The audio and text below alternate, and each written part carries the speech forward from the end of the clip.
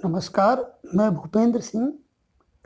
आज हम बात करेंगे अधिगम के सिद्धांतों के बारे में कि अधिगम के कौन-कौन से सिद्धांत हैं और ये क्या कार्य करते हैं। इससे पूर्व की कक्षाओं में हम अधिगम के बारे में जान चुके हैं और हम अधिगम के प्रकारों के बारे में जान चुके हैं, जो कि गेनी के अनुसार थे। देखिए, सीखने की प्रक्रिया कैसे संपन्न होती है या हम कैसे सीखते हैं। एक बच्चा खाना बनाना, कपड़े सिलना कैसे सीख जाता है, आदि कई प्रश्न हैं जिनके उत्तर ढूंढने के लिए अधिगम की प्रक्रिया को सीखना बेहद आवश्यक है। विभिन्न अध्ययनों के बाद मनोवैज्ञानिकों ने सीखने के ये सिद्धांत दिए हैं। इनमें से प्रत्येक सिद्धांत अपने ढंग से सीखने या अधिगम की प्रकृति व उसकी प्रक्रिया पर प्रकाश डालता है, क्योंकि सीखना क्या है, एक प्रक्रिया है, प्रक्रिया का अंग नहीं है, स्वयं क्या है, एक प्रक्रिया, तो उस पर प्रकाश डालता है। इन सीखने के या अधिगम के सिद्धांतों के संदर्भ में यह कहना कठिन है कि कौन सा सिद्धांत सबसे उत्तम सिद्धांत है और कौन सा जिसका ज़्यादा महत्व है। प्रत्येक सिद्धांत किसी न किसी रूप में, किसी न किसी परिस्थिति के अनुसार या किसी परिस्थिति की भली भांति प्रकार से और सटीक व्याख्या करने में सक्षम है। जैसा कि फ्रैंकसन एक मनोवैज्ञानिक हुए हैं, उन्होंने लिखा है कि सिद्धांत ना तो ठीक होते हैं और ना ही गलत, वे केवल कुछ कार्यों के लिए और कुछ परिस्थितियों में कम या अधिक रूप से लाभप्रद हो सकते हैं।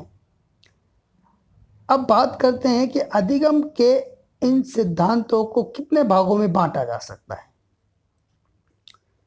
सामान्य तौर पर अधिगम के जो सिद्धांत हैं उनको दो भागों में बांटा गया है। वो दो भाग हैं, पहले हैं साहचर्य सिद्धांत यानी एसोसिएशन थ्योरी। इन सिद्धांतों को परिधीय सिद्धांत यानी पेरिफेरल थ्योरी, उत्तेजना अनुक्रिया सिद्धांत यानी स्टिमुलस रेस्पॉन्स थ्योरी और बंध सिद्धांत यानी बॉन्ड थ्योरी भी कहा जाता है। यानी साहचर्य सिद्धांतों के ही ये नाम है।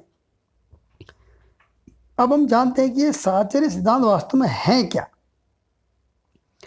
दरअसल में ये वे सिद्धांत हैं जो इस बात की व्याख्या करते हैं कि विभिन्न उद्दीपनों यानी विभिन्न जो स्टिमुलस है उनके प्रति संबंधित विभिन्न अनुक्रियाएं होती हैं।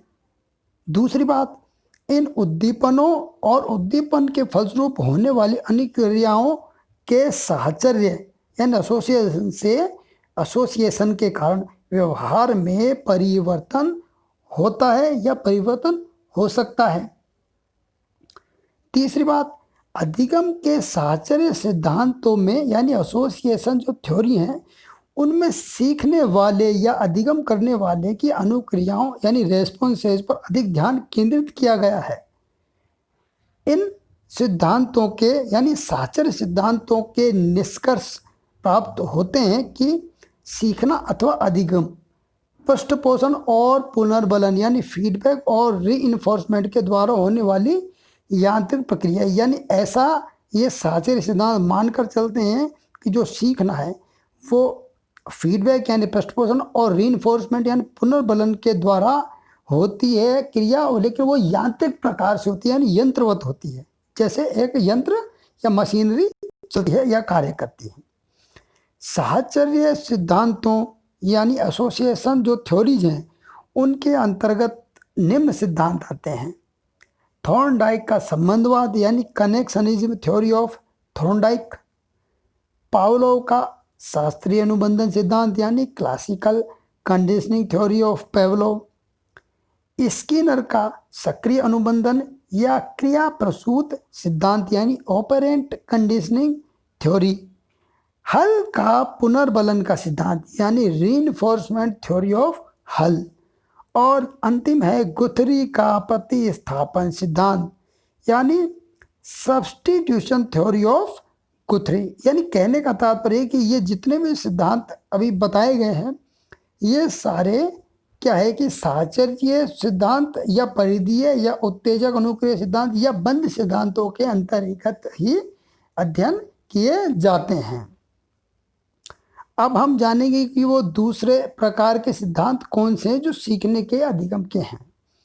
अधिगम के दूसरे प्रकार के सिद्धांतों को संज्ञानात्मक सिद्धांत यानी कॉग्निटिव थ्योरी कहा जाता है।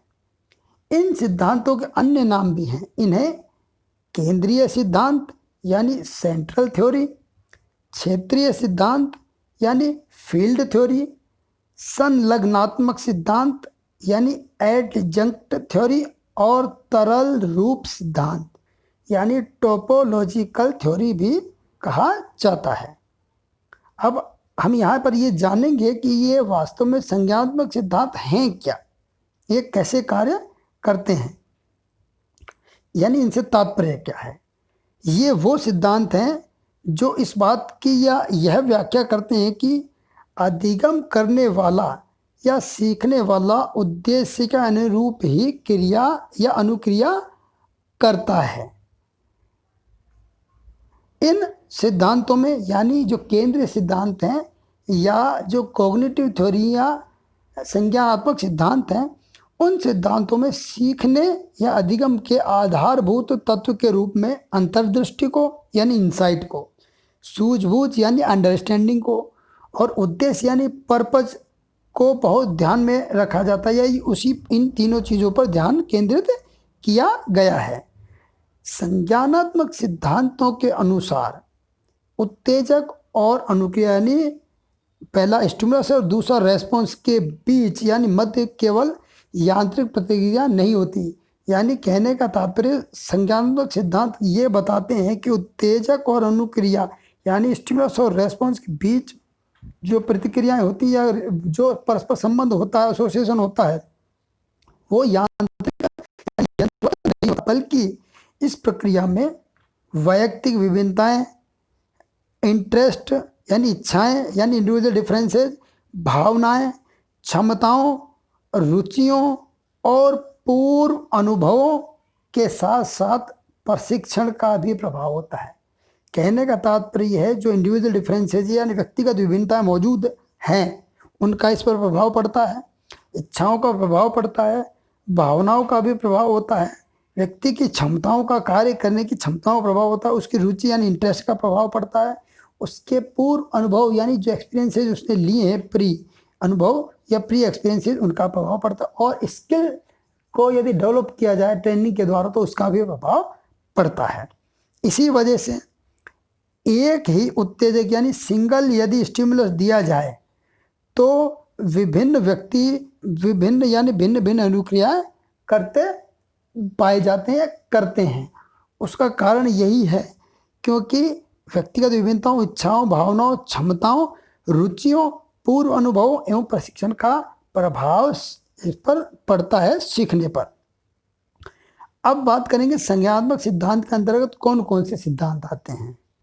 इनमें है कॉलर का सूझ अथवा अंतर्दृष्टि का सिद्धांत यानी insight theory of Kohler, Tolman का संकेत सिद्धांत यानी साइन थ्योरी ऑफ टॉलमैन, इसके अलावा है कर्ट लेविन का क्षेत्र सिद्धांत यानी field theory of Kurt Lewin, और अंतिम है जीन पियाजे का संज्ञानात्मक सिद्धांत यानी कॉग्निटिव थ्योरी ऑफ पियाजेट। तो कहने का तात्पर्य यह है कि ये समस्त सिद्धांतों के बारे में जिनके हमने जाना है कि कौन से सिद्धांत संज्ञानात्मक हैं और कौन से एसोसिएशन थ्योरी या साहचर्य सिद्धांत हैं। अगली कक्षा में हम ये जानने और समझने का प्रयास करेंगे कि ये एक एक सिद्धांत किस प्रकार कार्य करता है और क्या प्रयोग इन पर इनके आधार पर किए गए हैं। धन्यवाद।